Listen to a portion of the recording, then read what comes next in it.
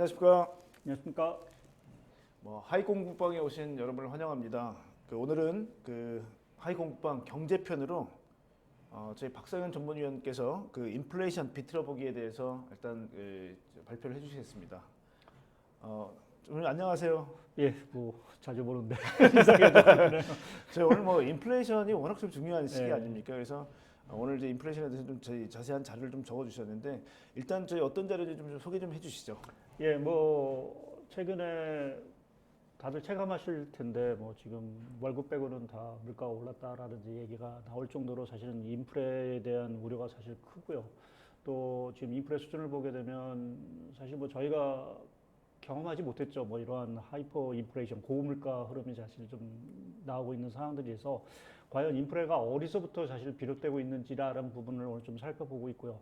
제목을 이제 비틀어보기라는 어떤 타이틀을 쓴 거는 사실 저희가 이제 인플레에 대한 우려만 사실은 상당히 큰데 또 다른 측면에서 저희가 좀 인플레를 좀 바라볼 사항들이 아닌가. 특히 이제 경기 측면에서 조금은 인플레를 좀 다르게 해석하고자 하는 의도에서 오늘은 제목을 인플레이션 비틀어보기로 좀 정해봤습니다. 넘겨가면서 한번 얘기 나누시죠. 네.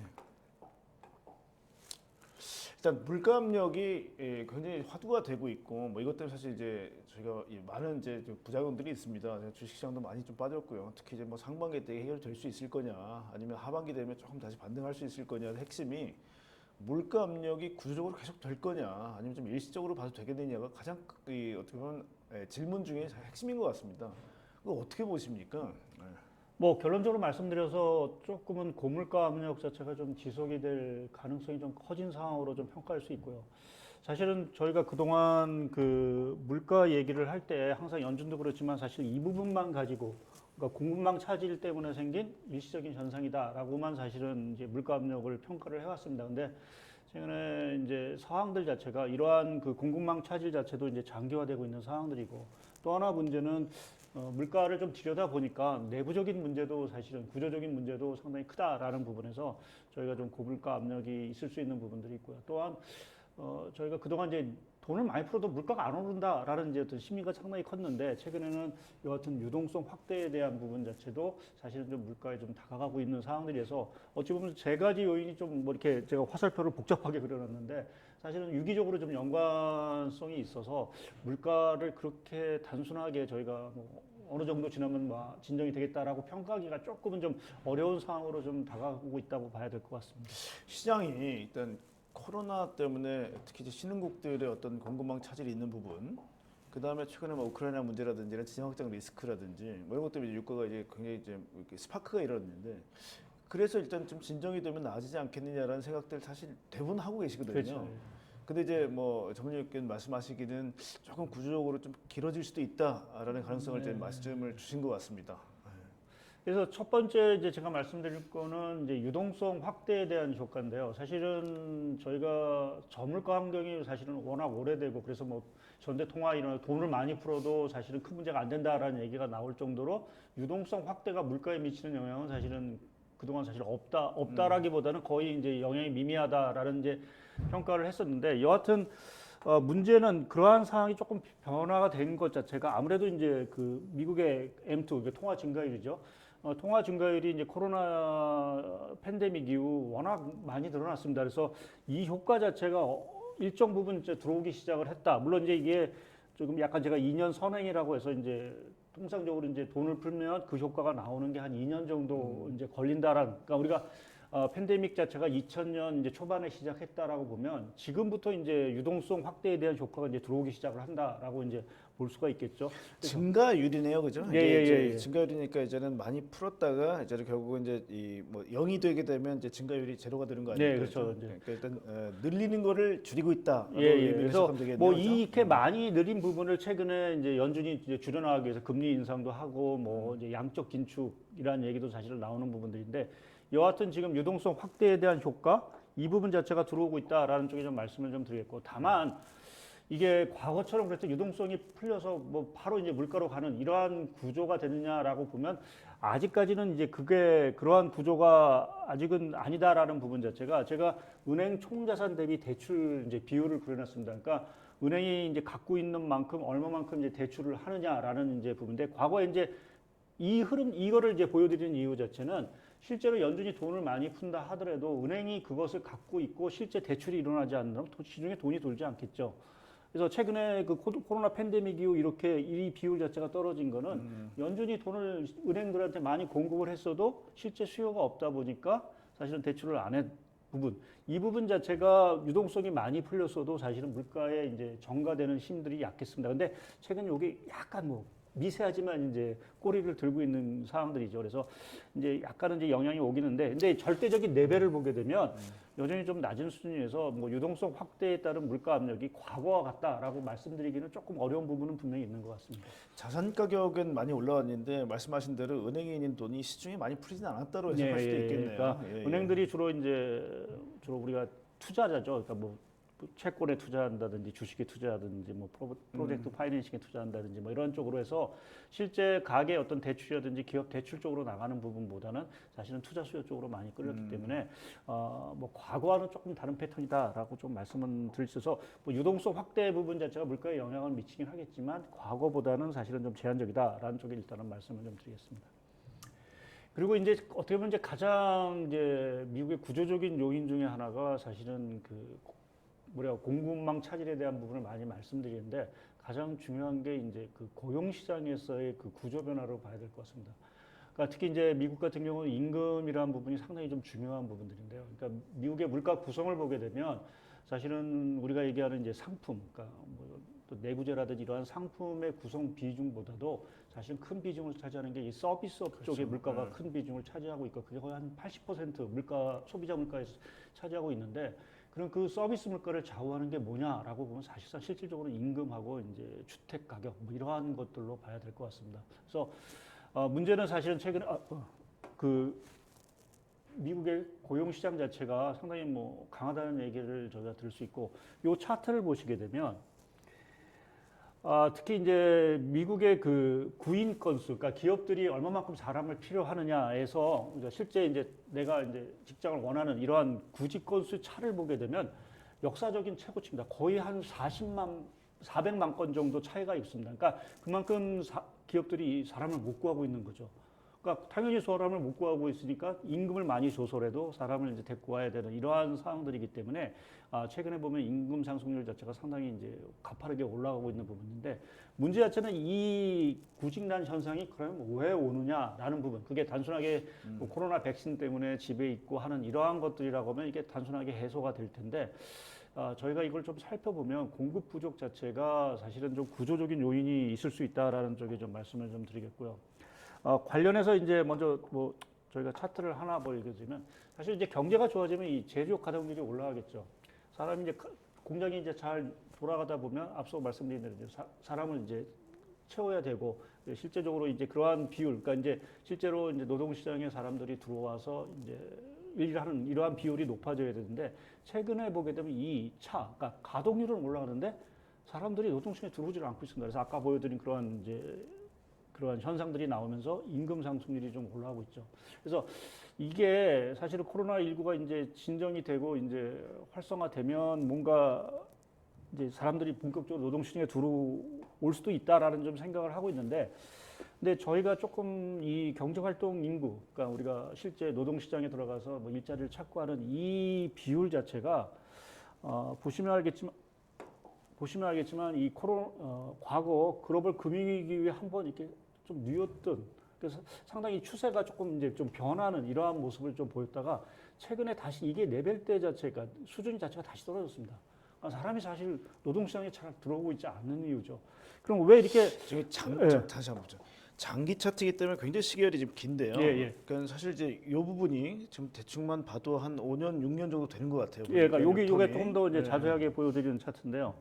그러니까 글로벌 금융위기 이후 경제활동 인구 자체가 사실은 좀 들어오는 인구 자체가 상당히 좀 눕는, 그러니까 별로 잘 들어오지 않다가 2015년부터 다시 조금 회복이 됐었는데 이게 코로나19를 맞으면서 다시 한번 급격히 이제 줄어들고 최근에 회복은 되고 있지만 이게 장기 시계월 이 흐름을 따라가는 데는 좀 시간이 걸릴 수도 있는 부분들. 제가 뭐 많은 지식이 있는 건 아니지만 대충 그냥 상식적으로 생각해 봤을 때 저희가 뭐 트럼프 대통령 기간 동안에 뭐 이민자를 좀 제한한다든지 네. 또 해외에서 유입되는 어떤 이제 인력들을 많이 좀 규제를 했던 부분도 있었던 것 같고요. 예, 예. 그다음 또 그 시기 동안에 어떻게 보면 또 고용을 할 수 있는 그 인원들의 이 연배도 또 많이 이제 뭐 연세를 드셔서 그렇죠. 예. 고령화되고 이런 것들도 있을 것 같다는 생각이 좀 예, 드네요. 그래서 그게 단적으로 이제 보여드리는 게 이게 55세 이상의 고용자 비중입니다. 이게 상당히 이제 계속 올라왔죠. 사실은 계속 올라왔는데 최근에 어떻게 보면 18년 정도 이 차트를 보게 되면 사실은 이제 눕기 시작을 하는 모습들이 좀 보이겠죠. 이제 말씀하신 대로 이제 고령화된 특히 이제 미국 같은 경우는 이제 베이비붐 세대들, 그러니까 60년, 50년대, 60년대 태어난 분들 자체가 이제 은퇴를 이제 맞게 되면서 이분들이 요번에 이제 코로나19를 맞으면서 이참에 그냥 아예 쉬어버리는, 아예 이제 복귀를 안 하는 이러한 상황들이기 때문에 노동력 공급 부족이 이제 발생하기 시작을 한 부분들이 하나 있고요. 또 하나 구조적인 기업연금이라든지 아니면 퇴직연금이나 이런 것들이 이제 뭐 연세가 드시면 나오기 때문에 먹고 사는 그렇죠. 걱정을 안 해도 네. 되는 분들인 거죠, 그러니까. 그러니까 사회 안전망 자체가 미국은 어느 정도는 사실은 좀 갇혀 있고 또 말씀하신 대로 자산 자체에서 이분들은 어느 정도 그래도 좀 자산들을 좀 갖고 계신 분이다 보니까 굳이 내가 이 코로나 황후에 와서 내가 일을 하면서 뭐 돈을 버는기보다는 이제는 조금 노동시장에 나가서 조금 편안하게 지겠다라는 어떤 의지들이 상당히 좀 강하게 좀 최근에 나오고 있는 일본도 이렇게 잡이 많이 넓어지고 특히 한국에서 많이 일본 가서 취직하고 이런 것도 사실 이제 어떻게 보면 이제 인구동태학적인 부분이 좀 크지 않습니까? 그렇죠, 예. 미국도 약간 그런 현상들이 좀 나타나고 있다 아, 이렇게 봐도 되는 겁니까, 그러면? 특히 이제 미국 쪽이 예, 보다 이제 우리가 제2의 뭐 일본 얘기를 많이 하는데 인구 사이클 측면에서 보면 뭐 우리나라도 고령화 얘기를 많이 하지만 미국도 역시 이 고령화 사회에 진입을 했다라는 부분이 하나 보이는 이건 분명히 구조적인 문제가 되겠네요, 이거는. 또 한 가지는 앞서 이제 그 선생님께서 얘기하시는 이 이민자와 관련된 트럼프 행정부 어. 시절부터 이제 이민자의 규제를 많이 했고요. 사실 이제 18년, 뭐 17년, 18년 이제 트럼프 대통령이 들어온 이후 이민자 수가 상당히 이제 줄어드는 거기에 이제 코로나 때문에 사실상 이제 들어올 수도 없는 상황들이고 해서 이 이민자 자체가 상당히 이제 많이 줄어든. 그러니까 이 이민자가 줄어든다는 거는 결국 노동 공급 측면에서 사실은 그만큼 이제 공급이 안 돼요. 우리나라도 사실 보면 지금 지방의 뭐 농어촌이나 이런 쪽에서 코로나19 때문에 외국인 근로자가 들어오지 못해서 지금 노동력 부족을 겪고 있는 현상 자체가 미국도 사실은 이러한 상황들이 좀 재현이 되고 있고, 근데 이것이 빨리 회복되기는 사실은 쉽지는 않은 거죠. 그러니까 규제도 사실은 이민자 규제도 풀어야 되고 코로나 상황도 사실은 이제 개선이 돼야 하는 부분들이기 때문에 그렇게 보면 인구 사이클적인 측면 또 어떤 이민자 측면에서 지금 미국 고용시장 자체는 상당 부분 구조적으로 공급 부족에 시달릴 수밖에 없는 그러니까 상황으로 미국이 이제 리쇼링 얘기를 계속 하지 않았습니까? 예, 예. 그래서 일자리 자체는 많이 늘어났나. 그러니까 쉽게 말하면 약간 이제 차만 저희가 보지 않았습니까? 예. 구인과 구직의 차를 봤는데 그 일자리 자체가 팽창했을 수도 있겠다는 생각이 들거든요. 그렇죠. 그건 어떻게 보시나요, 그건? 그러니까 일자리 창출도 사실은 상당 부분 있었고요. 그래서 그러한 부분에 특히 뭐 최근에 디지털 경제니 뭐 이러한 쪽으로 하면서 뭐 IT와 관련된 쪽의 수요도 사실 많이 늘어났을 거고 또 최근에 뭐 우리나라도 미국의 뭐 2차 전지라든지 자동차 투자 뭐 이런 걸 많이 하는데 뭐 그러한 쪽에서 리쇼링 관련해서 사실은 일자리가 많이 늘어났지만 그 부분에 있어서의 뭐 고급 인력도 부족한 부분들이 있지만 한편에서 보면 이렇게 이민자들 자체가 잘 들어오지 않다 보니까 어떻게 보면 이제 낮은 임금을 받는 쪽에서의 공급 부족 자체도 상당히 있을 수밖에 그래 없다. 아무리 예. 자동화돼도 이제 일자리 자체가 팽창을 했고 거기서 일단은 일자리 공급이 잘 안 되다 보니까 그만큼 이제 부족 부분이 나타난다는 거는 사실 어떻게 보면 이제 당연한 현상일 수 있겠습니다. 그래서 예. 그러한 어떤 구조적인 요인 자체가 임금 상승으로 가면서 결국 구조적으로 물가를 끌어올리지 않겠느냐라는 쪽에 좀 생각을 하고 있고요. 또 하나 이제 미국의 고민거리 자체가 사실은 그 우리나라도 사실은 뭐 최근에 부동산 가격이 조금 안정을 찾았지만 뭐 부동산 가격이 워낙 화두가 됐고요. 미국 역시 사실 좀 부동산 가격 자체가 상당히 이제 많이 오르고 있습니다. 특히 관련해서 미국은 이제 렌트 수요, 뭐 렌트 비용 자체를 워낙 많이 지급을 하는데 지금 소비자 물가 중에서 이 임대료와 관련된 쪽 이 비용 자체가 뭐 거의 90도 각도로 사실은 좀 오르고 있죠. 물론 이제 지난해 워낙 이게 많이 빠진 이 부분의 역효과일 수 있는 부분들이 있지만 여하튼 지금 임대료가 올라가고 있다는 부분, 이 부분도 임금 상승과 더불어서 앞서 말씀드린 서비스 물가를 사실은 촉발시키는 부분들이고 문제는 그러면 이게 안정이 되겠느냐라는 부분에서 결국 그것은 이제 주택 가격의 상당 부분 이제 좌우가 될 텐데 사실은 우리나라도 그렇지만 사실은 미국도 이 주택 공급 자체가 사실 좀 원활하지 않았습니다. 이제 워낙 이제 글로벌 금융위기 때 이제 한번 큰 폭으로 늘었다. 그러니까 주택 착공 건수에서 이제 공급이 되겠죠. 주택을 이제 많이 늘었다. 한번 이제 글로벌 금융위기에서 한번 그 되게 된소리를 한번 맞고 나서 이게 지금 15년 가까이 지났는데도 불구하고 2008년 수준으로 회복을 못 하고 있습니다. 그러니까 그 얘기 자체는 공급 자체가 상당히 부족하다는 얘기가 되겠죠. 그래서 그러한 현상으로 인해서 지금 미국의 그 주택 시장 현상을 보게 되면 주택 가격 앞서 말씀 주택 가격은 많이 오르고 있는데 공급이 안 되다 보니까 자가 보유율 자체가 사실은 상당히 떨어진 상황들이고요. 또 하나 우리가 가격 측면에서 보면 이제 뭔가 재고가 늘고 하면 이제 가격이 떨어질 텐데 미국의 지금 공실률 또 주택 재고를 보게 되면 역사적 하단에 있습니다. 그러니까 집이 부족하다는 얘기죠. 그러니까 집이 부족하면 당연히 가격이 올라갈 거고 가격이 올라가면 우리가 얘기했던 금방 임대료가 임대비용 이러한 것들이 올라가다 보면 결국 물가 쪽에 이제 자극을 하는 그러한 상황들입니다. 그래서 보통 주택 가격하고 임대료하고는 선행 관계가 어떻게 될까요? 아무래도 가격이 올라가면 임대료 올라가는 그렇죠. 아무래도 뭐 그 임대 주는 사람 입장에서 가격이 올라갈 그만큼에 대한 것들을 좀 받아야 될 테니까요. 그래서 아무래도 좀 시차를 두고 대충 보면 한 1년 정도 시차는 분명히 조금 있는 것 같습니다. 그래서 한 이 정도고 그러면 그렇게 보면 미 연준이 지금 금리를 인상하는 부분에 있어서의 타겟 자체는 사실 이 부분이 될 수도 있는 부분들이 있습니다. 그러니까 아무래도 우리도 뭐 부동산 가격이 들썩이다 보니까 사실은 한국은행이 선제적으로 미 연준보다 금리를 올렸고 미국 역시 물가를 잡는 데 있어서 사실은 뭐 금리 올려서 유가 잡기는 어려운 것 같고요. 이러한 부분에서 조금 그 주택 가격이 오르는 부분을 조금 뭔가 방어하자. 만약 이게 너무 올랐을 경우에는 또다시 금융위기와 같은 위기에 재발할 수 있는 부분들이기 때문에 연준 입장에서는 물가도 자극하고 하는 요인이고 또 여러 가지 금융 불안을 좀 자극할 수 있기 때문에 결국 그러한 부분에서 아마 이러한 것들을 보면서 이제 금리에 대한 시그널들을 좀 던져주고 있는 상황들인 것 같습니다. 나중에 그런 말씀을 주시겠지만 안 그래도 딱 그렇게 얘기 나오네요. 에그플레이션 말씀을 좀 드리려고 그랬는데, 그러니까 우리가 먹고 사는 문제가 특히 의식주인데 예. 지금 말씀 주신 주가 일단은 이제 부담이 좀 되기 시작했고 아무래도 당연히 저는 식을 생각했더니 바로 이 얘기를 하셨네요. 그래서 에그플레이션도 사실 고민이 좀 되는 부분이죠. 왜냐하면 최근에 우크라이나 문제도 예. 미래 생산지로서의 우크라이나의 중요성을 다시 얘기가 나오더라고요. 그래서 예. 이게 당연히 이제 인플레이션 때문에 이제 곡식 가격도 올라오겠지만 또 지정학적 리스크가 또 역시 이쪽 부분을 또 이렇게 치고 올라오는 부분이 있어서 그러니까 두 가지 지금 구조적인 문제가 겹치고 있는 것 같습니다. 하나는 금방 선생님께서 에그플레이션과 농산물 가격이 올라가면서 결국 물가가 발생하는 이제 현상은 이제 에그플레이션인데 또 한 가지는 이 그린플레이션이라고 해서 또 새롭게 용어였는데 우리가 이게 친환경으로 이제 전환하는 과정 속에서 사실은 모든 그 화석 연료에서 이제 신재생 에너지 이러한 쪽으로 이제 갈 거다라고 이제 다들 기대를 했는 부분들인데 그게 사실은 순탄치 않게 사실은 지금 이루어지고 있고 그 과정 속에서 기존의 그 원자재를 그 화석 연료에 대한 수요 자체가 오히려 더 커지는 이러한 부작용이 나오는 게 사실은 이제 그린 인플레이션 부분입니다. 그래서 그러한 것들이 사실은 저희가 뭐 항상 뭐 저희 센터장 저하고도 뭐 책을 썼지만 사실은 테크노믹스라고 해서 기술이라든지 이러한 것들이 발전하면서 또 친환경, 뭐 에너지 패러다임 자체가 성장을 주도할 거다라는 이제 기본적인 시각은 계속 갖고 있지만 저희가 좀 간과했던 것이 이러한 에너지 패러다임 과정 속에서 이러한 그린플레이션 압력이 사실은 현실화되고 있는 이 부분 자체도 좀 구조적인 부분들인 것 같고요. 특히 요거는 조금 저희가 좀 언급을 좀 하고 가야 될 것 같다는 생각이 드는 게 사실은 이런 거죠. 그러니까 수요 공급에는 경제적 원칙이 바로 작동했다면 사실 저희가 뭐 시추공 이제 리그라든지 이런 것들이 뭐 유가가 거의 100불까지 지금 그렇죠. 갔기 때문에 돈이 드는데 왜 리그를 제가 꽂지 않겠습니까 땅에? 그러니까 뭐 왜냐면 미국이 가장 뭐 지구상에서 원유가 많은 나라라는 얘기도 있었고 그것 때문에 물가가 좀 안정됐던 부분도 분명히 있지 않았습니까? 그렇죠. 근데 왜 100불까지 갔는데도 미국에서 시추 이 추이가 100에 더딜까라는 부분이 사실은 경제적인 것 외에 정부가 야 너네 이거 화석연료 계속하게 되면 나중에 페널티 줄 거야. 그리고 탄소 배출 계속하는 거 있으면 너네 잘못된 이제 산업이야 이거. 뭐 이런 식의 압력이 굉장히 많지 않았습니까?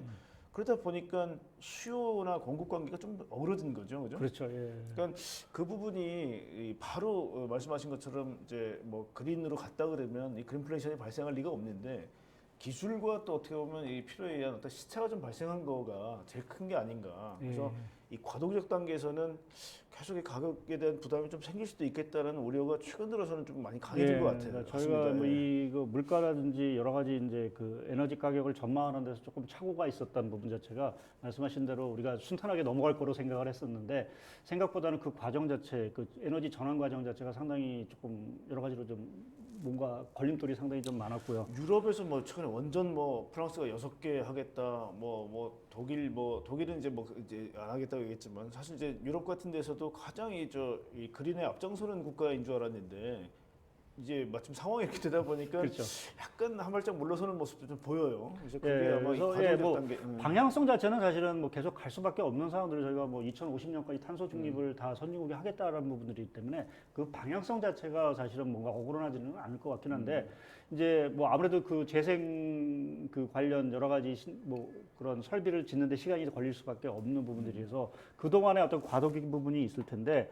말씀하신 대로 그러한 것들이 이제 정책 쪽에 반영되는 게 사실은 이제 바이든 대통령이 들어오면서 뭐 파리 협약에도 재가입하고 이제 신재생 에너지를 강조하다 보니까 말씀하신 대로 지금 유가가 190불 뭐 100불 가까이 가는데도 불구하고 새롭게 원유를 셰일 오일을 생산하기 위해서 이제 그 땅에 이제 시추공을 파질 않는 거죠. 이제 이러면서 원유 생산 자체가 코로나19 수준으로 정상화로 가지 못하는. 그러니까 기업들 자체가 향후에 뭐 앞으로 5년 후에 이게 채산성이 있을지 없을지 모르는데 굳이 여기다 대고 돈을 들여서 원유 채굴을 할 이유가 없으니까. 그렇죠. 그리고 결국은 이것도 마찬가지인 것 탄소 같습니다. 배출권 이것도 나중에 계속, 점점 비싸질 거니까요. 예. 이게 사실 코스트 측면에서 본다 그러면 과연 내 이익이 좀 남을 거라는 걱정도 있으니 뭐 어떻게 보면 그렇게 뭐 자본주의의 거의 뭐 중심부인 미국에서 돈이 된다는데도 안 한다는 거는 분명히 이유가 있지 않겠습니까? 그래서 이 부분에 대한 것들도 어찌 보면 좀 구조적이다. 근데 이게 쉽게 해소되기는 어려운 것들 자체가 결국 생산이라는 부분 자체는 시간이 걸릴 수밖에 없는 부분. 또 이제 생산을 안 하는 어떠한 그러한 것들이 정상화하는 데는 또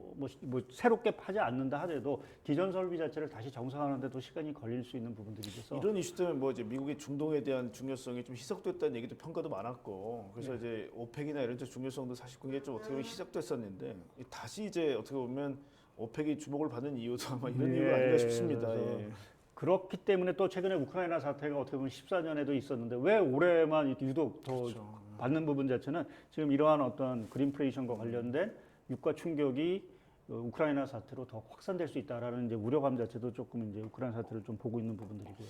친환경 관련 투자하신 우리 저 뭐 투자분들이 많으신데 참 이런 부분은 저희도 얘기가 참 어렵습니다. 왜냐하면 반드시 가야 할 방향은 맞는데 이게 이제 과도기적 단계에서 자꾸 이렇게 어떻게 보면 이제 에러가 발생하고 있는 그렇죠, 시기이기 예. 때문에 이게 얼마나 오래 갈지도 사실 저희가 예단할 수 없다는 게 가장 어려운 문제가 아닌가 싶습니다. 거기에 이제 그린플레이션과 더불어서 이제 얘기되는 이제 에그플레이션.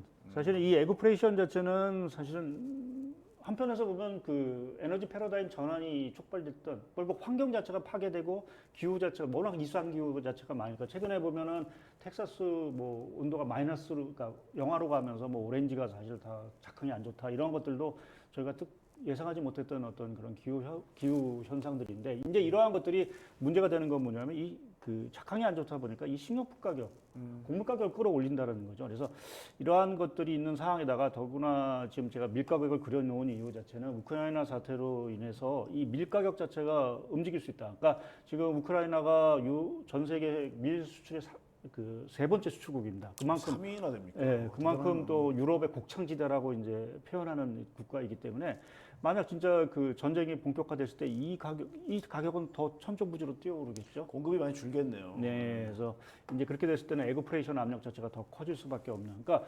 그린플레이션, 에그플레이션, 뭐 거기 오일 쇼크, 뭐 이러한 것들이 다 우크라이나 사태로 사실 결부된 부분. 물론 그게 일시적으로 현상이 끝날 수 있긴 하지만 그 기저를 보게 되면 상당 부분 구조적인 요인들이 껴있다라는 부분에서 저희가 물가 압력에 대한 부분, 구조적인 요인들 자체를 계속 좀 지목을 할 수밖에 없는 부분들인 것 같습니다. 행여 에그플레이션이 뭐냐라는 머릿속에 계속 맴도시는 분들이 계시니까 저도 왜냐면 처음 이거 배울 때 이게 계란인가 싶었는데 이게 그렇죠. 지금 농산물에 대한 부분이 이제 에그플레이션이라서 용어는 잠깐 언급드리고 지나가겠습니다. 예.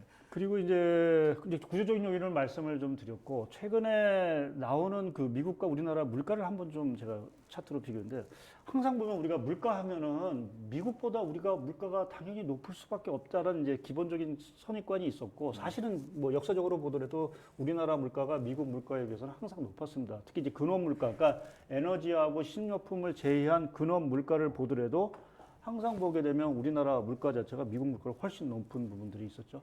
근데 최근의 상황은 이게 역전이 됐습니다.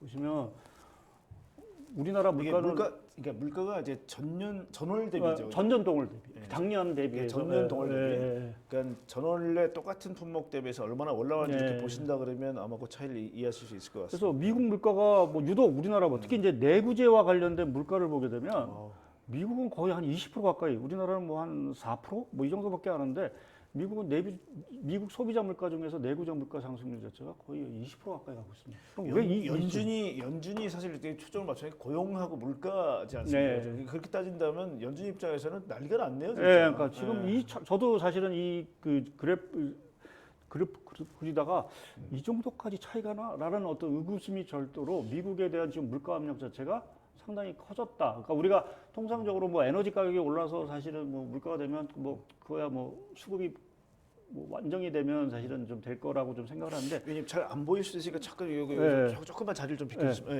이렇게 보면 내구재 물가 진짜 많이 올랐습니다. 예.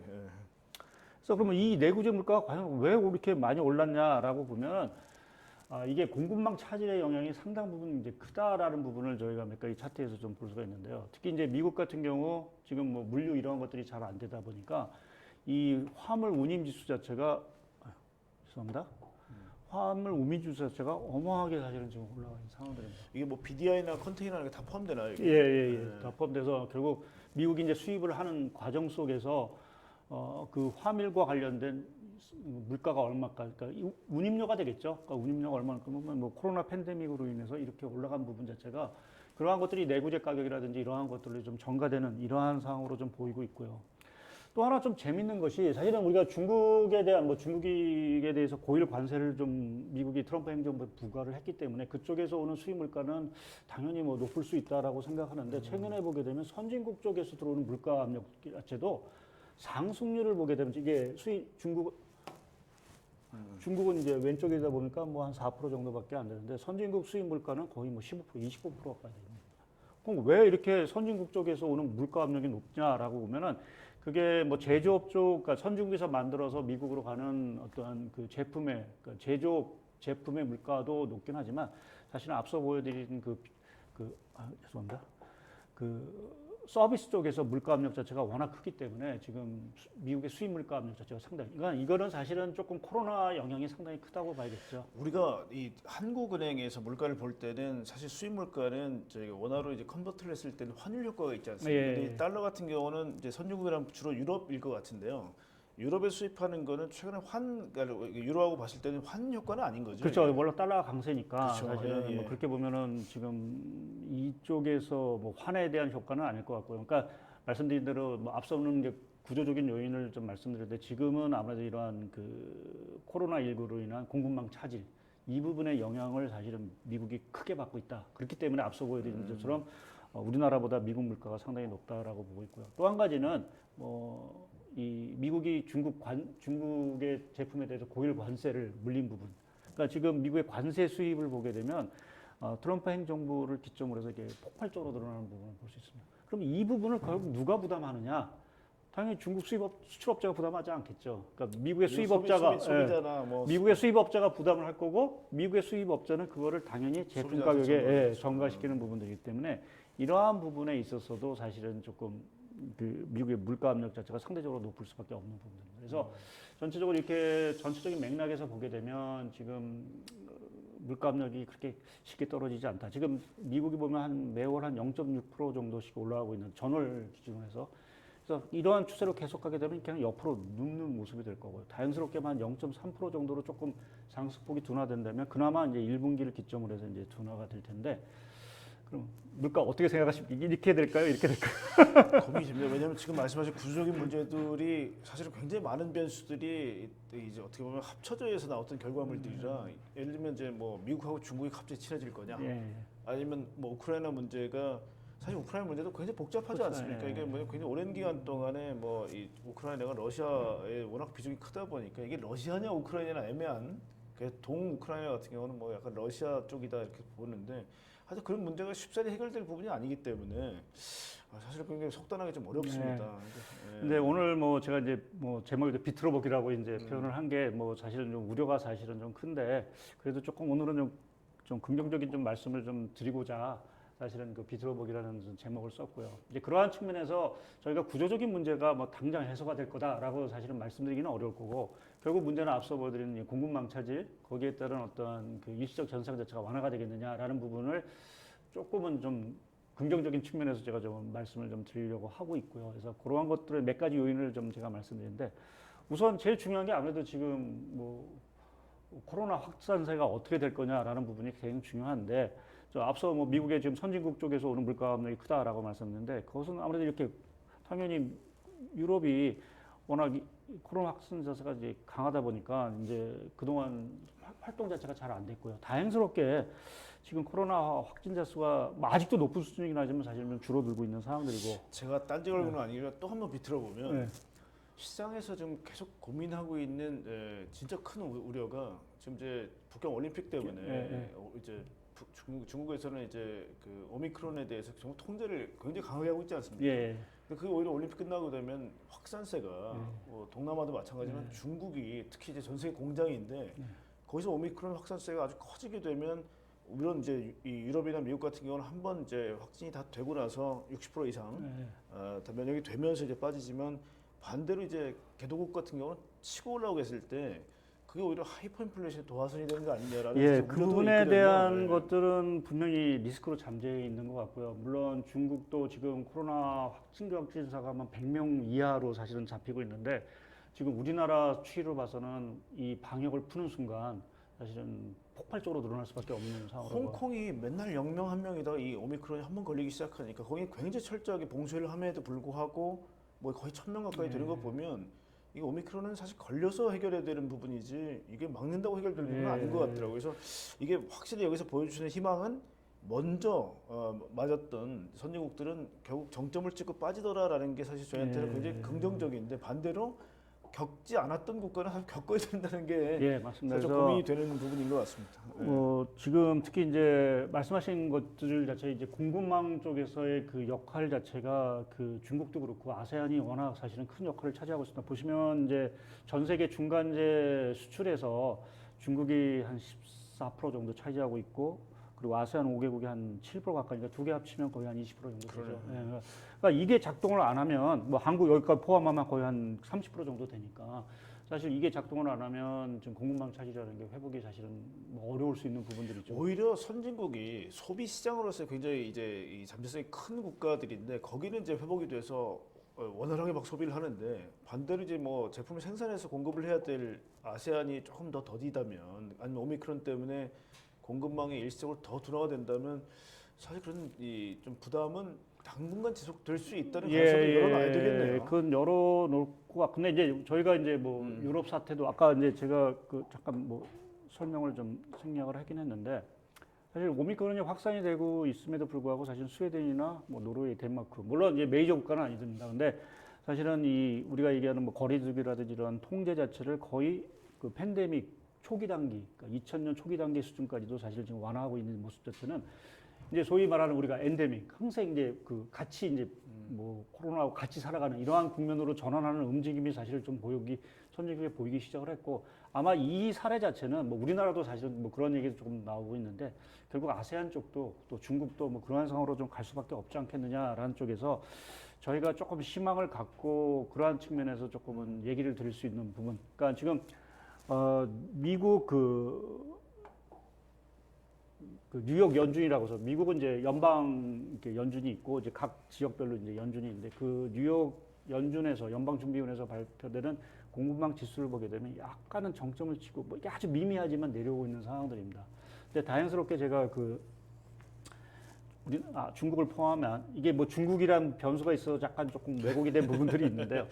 여하튼 이 신규 확진자 수가 사실은 이제 꺾이기 시작을 했습니다. 거기에 이제 우리가 가장 이제 관심을 반도체와 관련돼서 기지가 하나가 이제 말레이시아인데 이 말레이시아도 사실은 이제 확진자 수가 이제 급증을 하고 있습니다. 이게 뭐 당분간 올라가겠죠. 근데 여하튼 이것도 뭐 우리 뭐 사례로 봤을 때는 결국 이제 정점을 찍고 내려가지 않겠느냐라고 보면 결국 한 2분기 정도 되면 여하튼 오미크론 영향 물론 이제 다른 변이가 나와서 뭐 또 다른 위기가 나올지 모르긴 하겠지만 중국도 그렇고 대충 한 2분기 정도 가면 뭔가 조금 완화가 될 수 있는 그 가능성을 사실은 좀 접볼 수 있어서 저희가 그러한 부분에서 이제 공급망 완화라는 부분을 얘기할 수 있는 부분들이 있고요. 또 한 가지는 중국이 여하튼 말씀하신 대로 지금 코로나와 관련된 제로 코로나 방역 정책을 더 가기가 사실 좀 어려운 것 같습니다. 그러니까 지금 중국의 경제 활동 그 지수가 매일 이제 발표되는 지수인데요.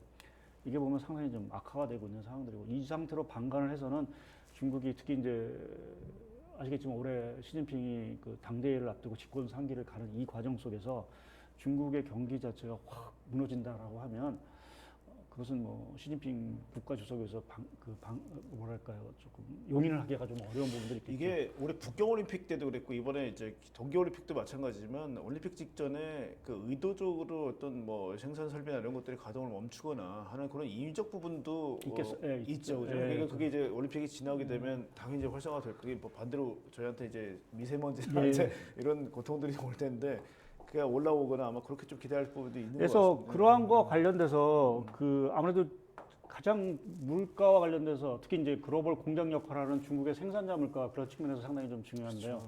요게 여하튼 정점을 찍고 내려오기 시작을 했습니다. 아마 이게 PPI인가요 이게? 예, 그러니까 지금 이거는 이제 정확 뭐 이런 말씀이니까 공장에서 제품이 나가는 가격으로 보시면 되겠죠. 소비자 물가는 결국 소비자들이 사는 물가로 보시면 될 것 같고 이 생산자 물가는 공장에서 이제 제품이 나가는 뭐 거기에 이제 중간에 유통 마진도 낄 거고 뭐 생산자 그러니까 판매자 마진도 이제 끼면서 이제 물가 이제 비용이 결정될 텐데 여하튼 공장에서 나가는 가격 자체가 일단 가장 중요할 테니까 원천일 테니까요. 마진이야 뭐 거의 이게 사실은 이제 둔화가 된다는 얘기 자체는 전체적으로 보면 세계 공장에서의 제품 가격 자체의 상승률 자체가 둔화가 된다라는 측면에서 보면 물가가 조금은 좀 안정을 찾을 수 있는 그 여지들이 사실은 조금 보이고 있는 것이 아닌가라는 쪽에서 희망의 메시지일지 모르겠지만 물가가 그런 측면에서 조금 2분기부터 좀 둔화가 되지 않을까라는 좀 생각을 하고 있고요.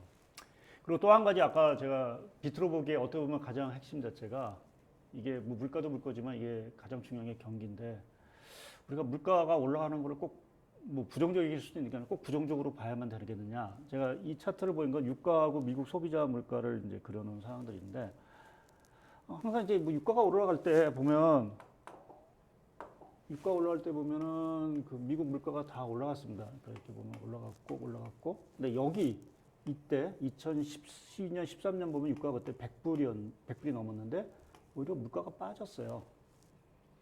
이때 우리가 박스 피해에 갇혔던 시기죠.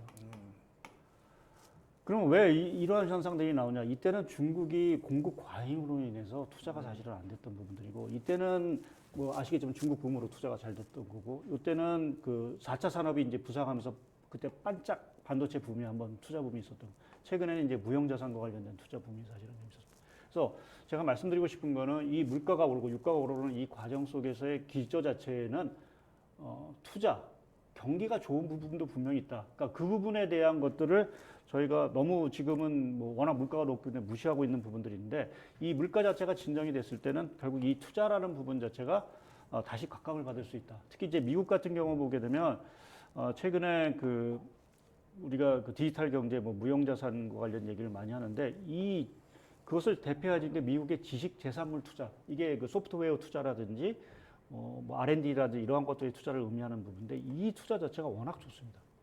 투자 사이클이 좋다 보니까 결국 이러한 것들이 좀 물가 쪽으로 사실은 나오고 있는 상황으로 좀 봐야 될 것 같고요. 이게 제가 그냥 상식적으로 생각했을 때 예를 들면 페이스북이 유가 상승하고 페이스북하고 연관이 있느냐. 예. 특히 최근에 이제 뭐 플랫폼 기업들이나 클라우드 기업이나 이렇게 사실 디지털 기업들은 사실 전통적인 원재료, 그러니까 저희가 크게 재료원가 명세서를 보게 되면 재료비, 농업비, 경비인데 물론 경비나 이제 농업비는 들겠습니다만은 사실 재료비에 대해서는 뭐 기존 이제 레거시 산업들하고 차이가 많지 않습니까? 그러니까 그 부분이 사실 어떻게 보면 저희가 뭐 주가를 2009년서부터 굉장히 큰 폭으로 상승시켰던 동력이었는데 그러니까 저희가 이제 경기나 경제 같은 얘기를 할 때는 사실 이제 뭐 원재료나 이런 뭐 아니면 유가나 전통적인 이제 이 코스트를 담당했던 쪽이 워낙 중요한데 네. 또 반대로 생각해 보면 이 시가총액의 증분을 만들었던 디지털 산업들 같은 경우는 또 그렇게 딱히 이렇게 관련이 있지는 않거든요. 그래서 그런 부분들은 좀 고민입니다.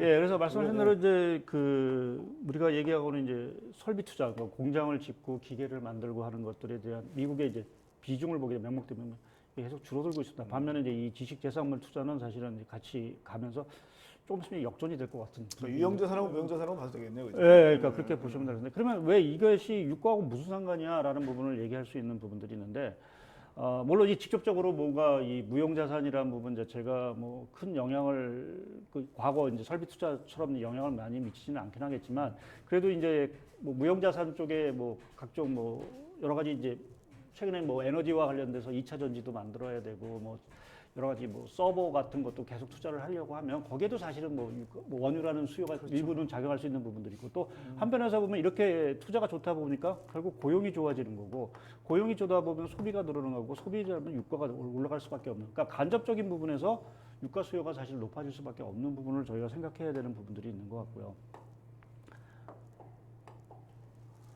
그래서 지금 미국의 그 투자 뭐 지금 저희가 금방 뭐그 무형자산 부분만 말씀을 좀 드리긴 했지만 지금 미국의 전체적인 투자 사이클을 보게 요건 금액입니다. 금액을 보시면 알겠지만 지금 금액 자체가 이게 92년부터 보게 되면 고점을 훨씬 넘은 새로운 사이클이 사실 시작이 됐습니다. 그러니까 상당 부분 투자가 좋다라는 얘기죠, 미국이. 그러니까 말씀드린 이제 무형자산 투자를 포함해서 각종 투자 자체가 워낙 좋은 상황들이고 또 앞으로 이제 저희가 리오프닝 얘기를 하고 하면은 이제 뭐 또 항공기도 투자를 해야 되고 하면서 계속 투자가 사실 좋아질 수 있는 부분 자체는 한편에서 보면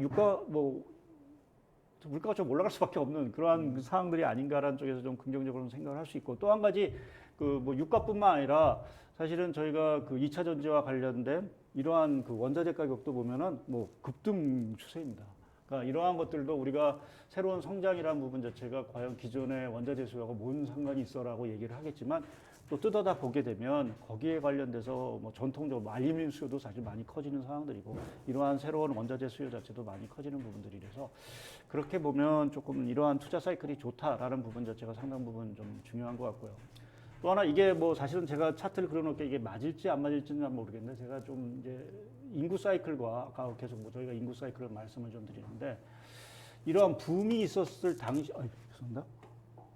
붐이 있었을 당시에 어떤 그 흐름과 물가 흐름을 조금 제가 이제 연도별로 그러니까 그게 이제 아까 보신 대로 그러니까 지금 55년부터 이제 베이비붐 세대가 있었던 시기 또 한 가지는 이제 그 베이비붐 세대들 자체가 이제 기성 세대가 됐던 시기 또 요번에는 이제 고령화 사회로 인해서 그 베이비붐 세대가 그 은퇴를 하고 MZ 세대가 부상하는 이 시기를 이렇게 비교해 보면 그러한 초기 단계에서 보게 되면 항상 이제 새로운 산업 사이클이 나오면서 물가가 올랐다. 그 후에 이제 뭔가 대량 매수적인 생산이 되고 하면서 물가가 다시 안정을 찾는 이러한 흐름이 좀 나왔다라고 보면 어떻게 보면 이거는 조금 경제가 발전하는 과정 속에서 나올 수밖에 없는 좀 과도기적인 현상이 아닌가 그렇게 해서 보면은 조금 시간이 지나게 되면 뭐 이렇게 긍정적인 뭐 말씀일 수 있긴 한데 저희가 뭐 물가는 당연히 이제 어떻게 보면 좀 안정을 좀 찾고 오히려 성장 쪽에서의 힘 자체가 다시 좀 커질 수 있다라는 쪽에 좀 말씀을 좀 드릴 수 있는 것 같습니다. 그래서 결론적으로 말씀을 드려서 이제 마지막 차트인데요. 뭐 오랜 시간 제가 물가 얘기를 좀 드린 것 같은데 지금 뭐 말씀드린 대로 구조적인 부분에 대해서 저희가 뭐 당장 뭐가 어떻게 된다라고 말씀드리기는 좀 어렵긴 하지만 뭐 그 과정 속에서 사실 그 구조적인 요인도 어떻게 보면 투자가 좋은 부분도 분명히 껴 있다. 그래서 저희가 얘기하는 이 공급망 차질, 그러니까 어떤 코로나19로 인한 공급망 차질로 인해서 그 요인 자체가 일부 조금 해소가 되면서 물가 압력을 좀 진정시킨다라고 하면 이 국방 자본제, 그러니까 미국의 투자, 전 세계 투자 자체가 좋은 흐름을 가지고 경기 자체가 다시 크게 조금 반등할 수 있는 힘들이 있지 않겠느냐라는 쪽에서 지금 뭐 물가 흐름에 있어서 뭐 연준이나 이러한 정책 리스크 자체가 당분간은 불거질 수밖에 없긴 하지만 그 고비를 좀 넘어선다라고 하면 저희가 조금은 좀 세상을 좀 긍정적으로 볼 수 있는 그 가능성도 좀 있지 않겠느냐라는 쪽에서 오늘 뭐 비트로 한번 봤습니다. 결론적으로 저희가 지금 금리에 대한 부담이 큰데 뭐 보통 우리가 피셔 방정식에 의하면 중립금리라는 게 사실 성장하고 이제 물가에 대한 변수고 물가가 지금 사실 어떻게 보면 이 금리를 올릴 수 있는 가장 큰 트리거가 되고 있지 않습니까? 그래서 이 부분이 이제 말씀하신 것처럼 구조적인 부분과 또 일시적인 부분이 혼재가 되고 있고 이게 좀 긍정적으로 보자면 좀 피크아웃 할 수 있는 현상들도 드문드문 네, 나타나고 맞습니다. 있고요. 그래서 그렇게 따지게 되면 저희가 상반기 때 만약 금리를 지금 무슨 뭐 100bp 뭐 내지는 뭐 75bp 이런 것들을 반영하게 되면 하반기 때는 어떻게 보면 이제 물가에 대한 부담만 조금 이제 완화가 된다면 저희가 뭐 투자에 있어서도 뭐 인내 기간이 좀 길겠습니다만은 좀 긍정적으로 볼 수도 있다. 뭐 네, 이렇게 저희가 뭐 희망을 좀 발견할 수 있을 그쵸, 것 예, 같고요. 예, 그, 예. 또 한편으로는 우리가 이 인플레이션이라는 것을 단순하게 볼 건 예, 아니다라는 맞습니다. 또 예. 저희가 교훈도 얻을 수 있는 시간이 아니었나 뭐 그렇게 생각이 됩니다. 하여튼 뭐 귀한 자료 이렇게 써주셔서 너무 감사드리고요. 오늘 저희가 뭐 방송 좀 길게 했는데 하여튼 뭐 자주 이렇게 나와서 특히 뭐 저희 이제 고객분들하고 또 많은 또 이제 저희 잠재 고객분들 예, 예. 또 시청자분들이 보고 많은 것들을 또 이렇게 깨우치는 시간이 아니었나 뭐 이렇게 생각이 듭니다. 하여튼 이 앞으로 뭐 저희가 자주 방송을 좀 드릴 텐데요. 뭐 저희가 뭔가 대답을 드리기보다는 조금 시장의 고민, 거기에 대한 고민을 같이 좀 나누는 시간이 좀 됐으면 하는 생각입니다. 오늘 뭐 귀한 시간 감사드립니다. 예, 감사합니다. 고맙습니다.